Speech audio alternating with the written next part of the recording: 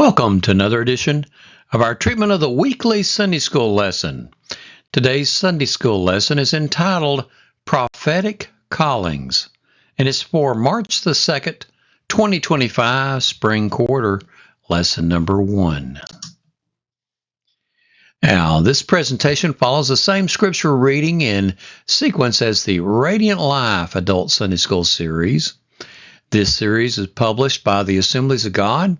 You can order your copy by calling them at 855-642-2011. It is an excellent Sunday School series. Quick note, I'm not an employee of the publishing company, nor am I being paid for that endorsement. I am, however, a licensed Assembly of God minister. Amos 1:1. The words of Amos, one of the shepherds of Tekoa, the vision he saw concerning Israel 2 years before the earthquake, when Uzziah was king of Judah and Jeroboam, son of Jehoash, was king of Israel. The ministry of Amos was in the 8th century BC.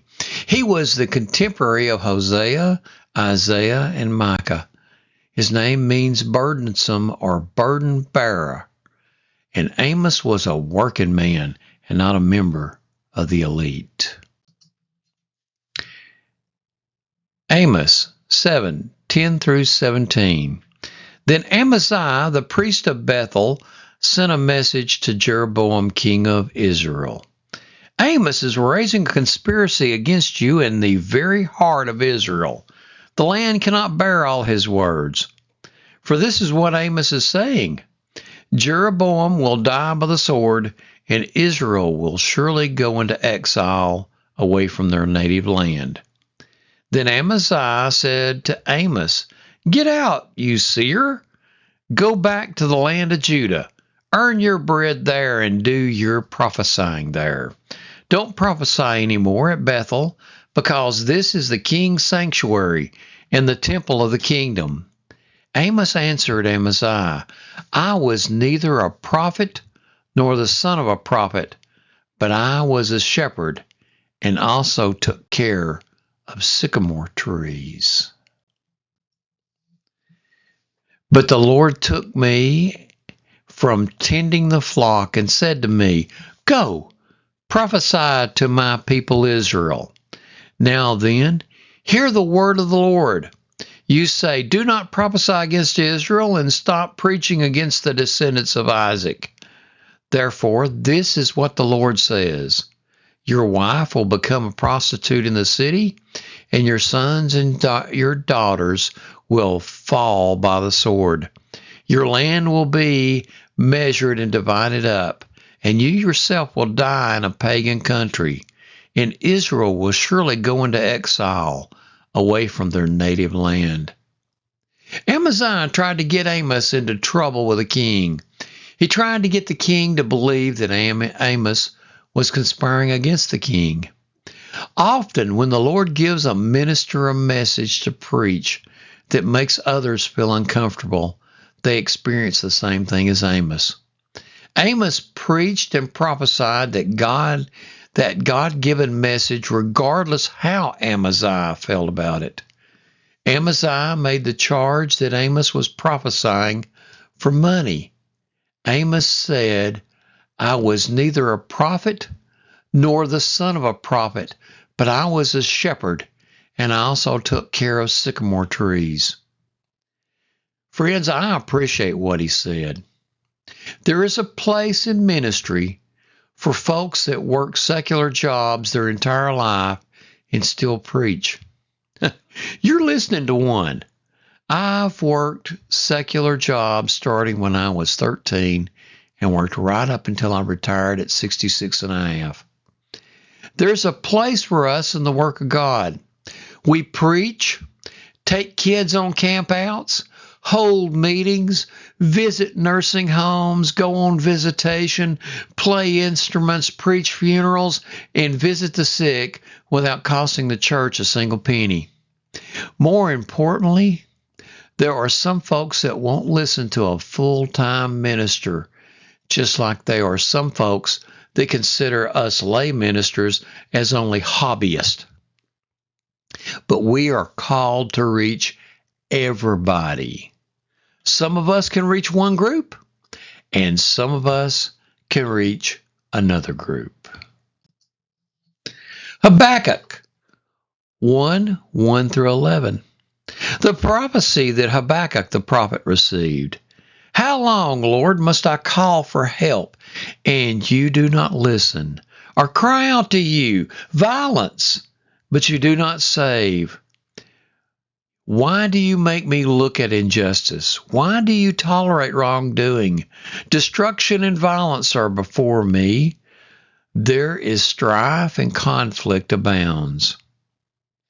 Therefore the law is paralyzed and justice never prevails. The wicked hem in the righteous, so that justice is perverted. Look at the nations and watch, and be truly amazed. For I am going to do something in your days that you would not believe, even if you were told. I'm raising up the Babylonians, that ruthless and impetuous people, who sweep across the whole earth to seize dwellings not their own. They are feared and dreaded people. They are a law to themselves and promote their own honor. Their horses are swifter than leopards, fiercer than wolves at dusk. Their cavalry gallops headlong. Their horsemen come from afar. They fly like an eagle swooping to devour. They all come intent on violence. Their hordes advance like a desert wind and gather prisoners like sand. They mock kings and scoff at rulers. They laugh at all fortified cities. By building earthen ramps, they capture them. Then they sweep past like the wind and go on. Guilty people whose own strength is their God. Habakkuk is set in the southern kingdom of Judah during the late 7th century BC, a few decades before the Babylonians destroyed Jerusalem and departed the people to Judah. Habakkuk complains that wicked leaders are oppressing the righteous remnant within Judah. Habakkuk 2:1 through 3. I will stand at my watch and station myself on the ramparts. I will look to see what he will say to me and what answer I am to give to this complaint. Then the Lord replied, write down the revelation and make it plain on tablets so that a herald may run with it. For the revelation awaits an appointed time. It speaks for the end and will not prove false.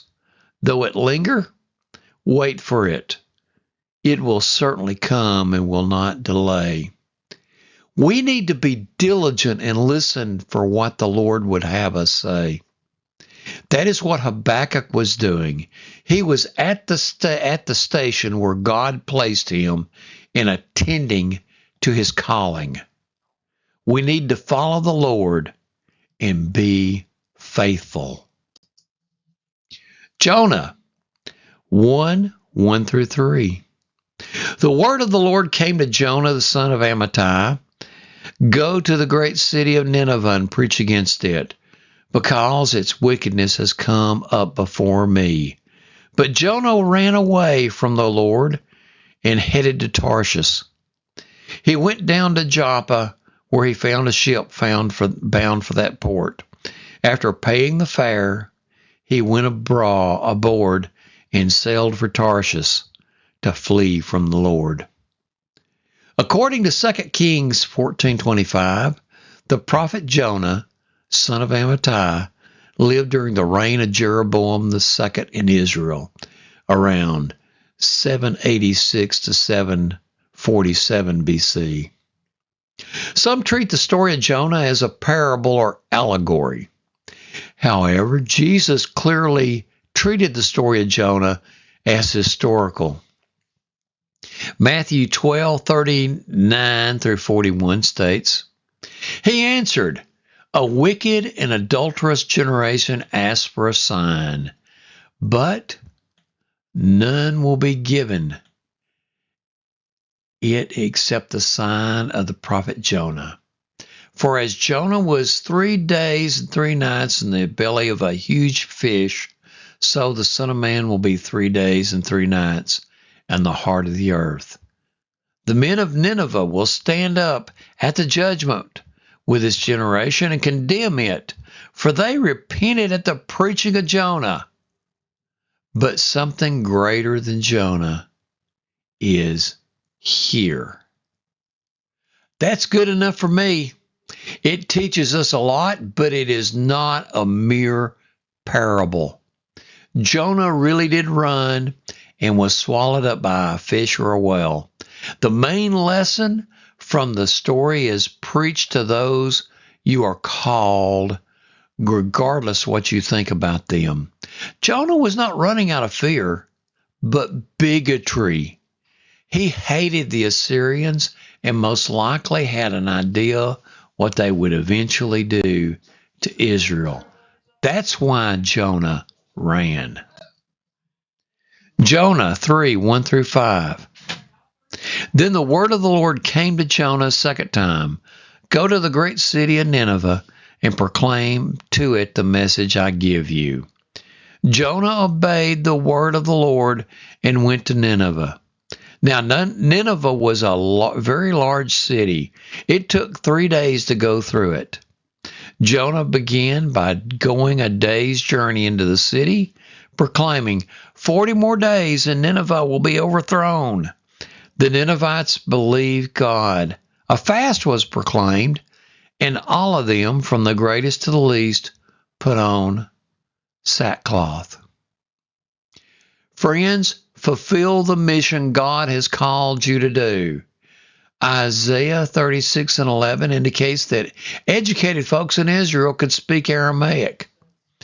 That would not be a problem for Jonah to communicate with the Assyrians.